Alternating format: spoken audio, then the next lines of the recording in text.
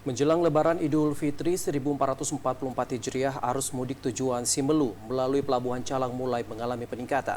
Arus mudik ini diprediksi akan terus meningkat seiring ramainya warga yang akan berlebaran bersama keluarga.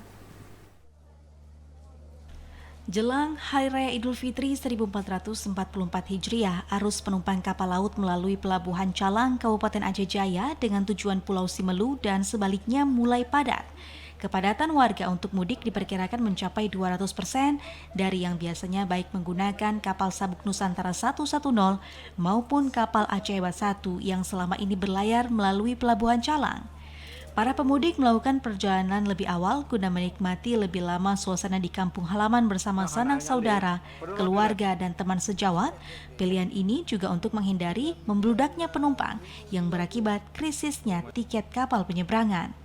Informasi petugas Pelabuhan Calang, untuk jumlah penumpang setiap pelayaran bisa 300 hingga 400 orang. Jumlah ini jauh lebih besar dari hari biasanya yang berkisar 100 hingga 200 orang. Pejabat Pelabuhan Calang, Azwana Amru Harahap menyampaikan, arus penumpang jelang Lebaran mengalami peningkatan dari biasanya, terutama yang hendak ke Simelu.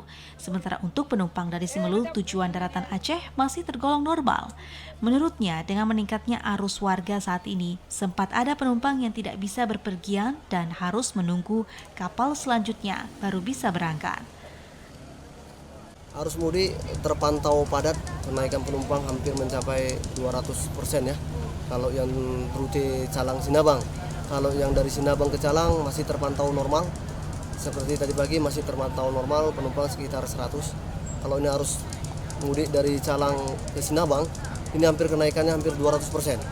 Kemarin Sabuk Nusantara itu memuat 300 penumpang, 100 kendaraan, dan itu masih tersisa penumpang yang tidak naik 153 orang. Pada arus mudik ini, 2 kapal disiapkan masing-masing Sabuk Nusantara 110 dan kapal Aceh Hebat 1. Bahkan untuk mengantisipasi membludaknya penumpang, KMP Aceh Hebat 1 akan berlayar 3 kali dalam sepekan, sehingga warga yang akan mudik terlayani dengan baik. Dari Aceh Jaya, Musliadi, TVRI melaporkan.